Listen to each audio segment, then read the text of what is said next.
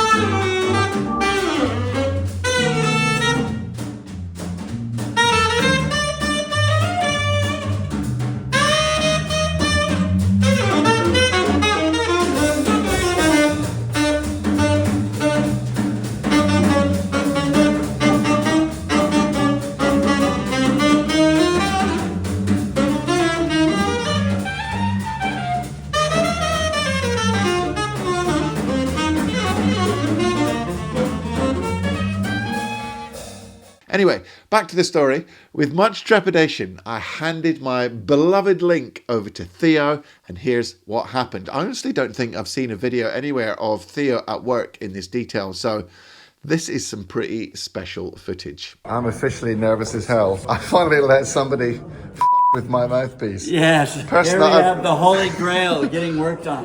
But the person that I've let do it is the most legit in the world, so I have full faith. So what's happened here is that this is an original. It's never been worked on before. And originally there was nickel over the whole table. But over time, the nickel wore off all in this area, but not at the very back. Right? So if you were to feel this, there's like a bump right back here. So the reed can't sit flat on the table. So we're just going to make the table flat. We're not actually modifying the mouthpiece. We're just getting the specifications back to where it originally would have been. Right, gotcha. Here we go. Holy cow. Oh, it really is important to try, you know, because I can make a recommendation, but I might be wrong. I don't think most people would appreciate the black magic that goes into these swipes. Yeah. So it really depends on what works for you. So what I'm doing is I have to press much harder back here, right, to get the much harder plating off because the brass is much softer. Oh, okay, right.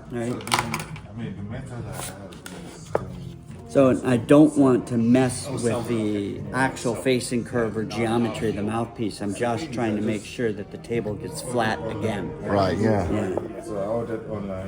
So is it kind of hollow at the moment? Yes, so right now, as you can see... You can see the middle section, Yeah, right?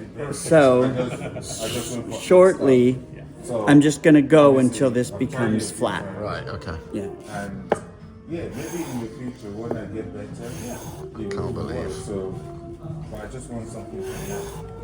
I swore to the gods I'd never change this mouthpiece. Right. As you can see, getting closer, almost flat. Right.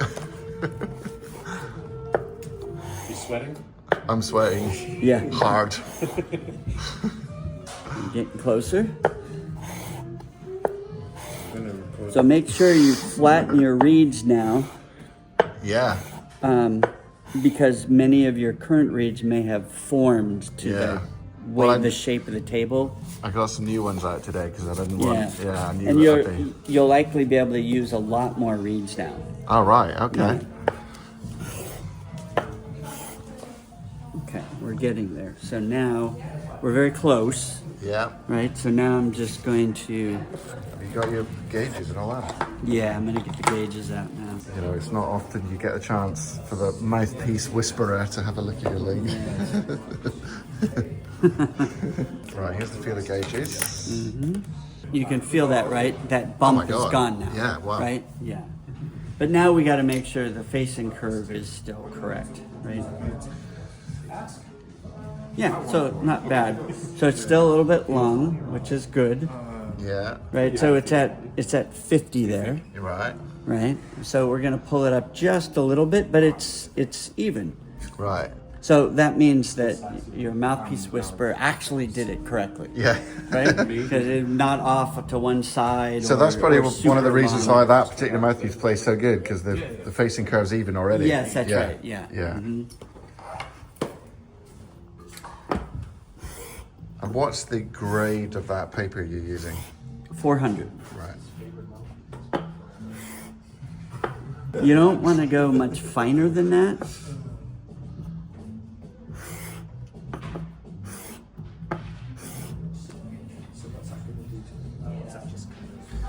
So he's flattening the table. And what's that going to achieve? It means that you'll get a more perfect bond between the reed and the table because it's not lumpy and one-sided. So hopefully I'll get really good compression and seal in the reed. Yep. Mm-hmm. See, that's loads of swipes. I thought this would be like a one-swipe job. Yeah. It was, but geometry's not really changing much. But your whole table was very It's like bowed. like a bowl, yeah. Mm-hmm. Just from where? Yeah. You know? Just from like the elements hitting a mountain and shaping it, right? Yeah. Your spit shaped this mouthpiece. Yeah, not just mine either. Decades of whoever else had it. Yeah. Okay, there we go. Okay. So. Alright. The table was flat, now it's fixing the curve.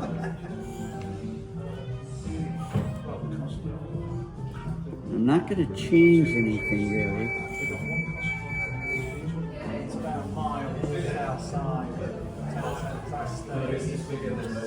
So what I do there is I know the feel. Yeah. Right? So what I feel is what the reed will feel. Right, okay. Right? So if you want the reed to really want to flap. So a lot of people talk about the pop test, right? Yeah. But I'm not much of a believer in it because you don't want it to close off and stay closed, right? You want you want the facing so efficient that it seals and then releases. Right, okay. Right? So you want it to seal, but you don't want it to stay sealed. Right. Right? Because otherwise you go, whoop, Okay. it would just choke, right? So what you want it to do is vibrate. Yeah. So you want it to be able to very easily and efficiently go down, up, down, up, down, up. Right? Yeah. Yeah. And that's why I don't use very fine sandpaper. If you have a polished surface, you ever put a drop of water between two pieces of glass? Yeah. They stick together. Yeah. We don't want that. Okay. Right? We want it to seal, but not stick. Interesting. Yeah. Mm-hmm.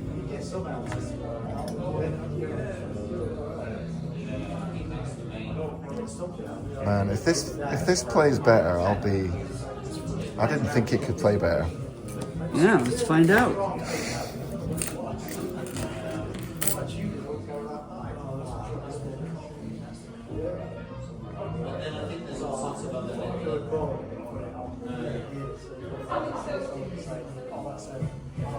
Pretty much there. Yeah, that's it.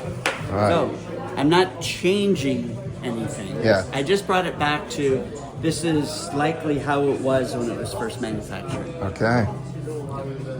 And is the tip opening going to be the same now? Let's see if it... Let's see. Before it was about, what were we saying, 115? Yeah.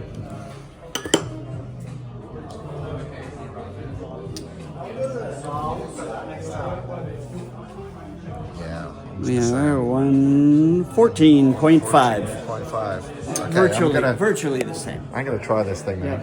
Honestly, it was such a privilege to be up close and personal with a genuine craftsman like Theo. Theo's basically forgotten more about mouthpiece craftsmanship and design than most experts have ever known. But beside all that, I can tell you he's the warmest, most giving person you'll ever meet. And it was so fun to learn so much from him and play all his new Babbit mouthpieces at the event. I actually don't have any financial skin in the game here, but I would highly recommend that you check out the new Babbit models. So, now you're probably dying to know, did it work? Is the mouthpiece better? And the straight up answer is yes, absolutely. It's actually much better than it was. I can't believe it. And it's actually much less fussy over reeds, just like you said, which is incredible. This weekend I had a chance to put my newly improved mouthpiece through its paces at my inaugural Improvisation Success Formula Live event that I just did in Chelmsford with 15 lucky people. Awesome event, by the way. So here you go. You can judge for yourself what you think my refaced link sounds like.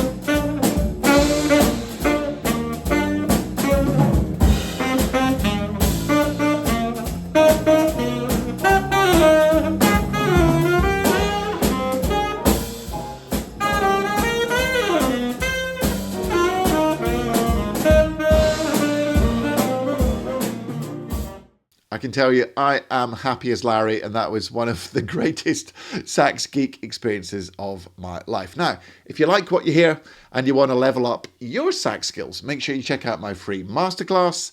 The link is in the description, and why not get access to me every day inside my Inner Circle membership? It's cheap as chips, you get a free 7-day trial, and it's the best way to stay motivated and skyrocket the old sax skills.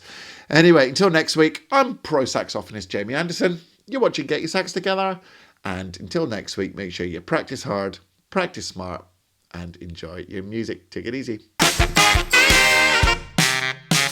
My bloody phone went off. What an amateur. God, now Mel's back. I'm just shutting this, so I'm going to quickly film something, alright?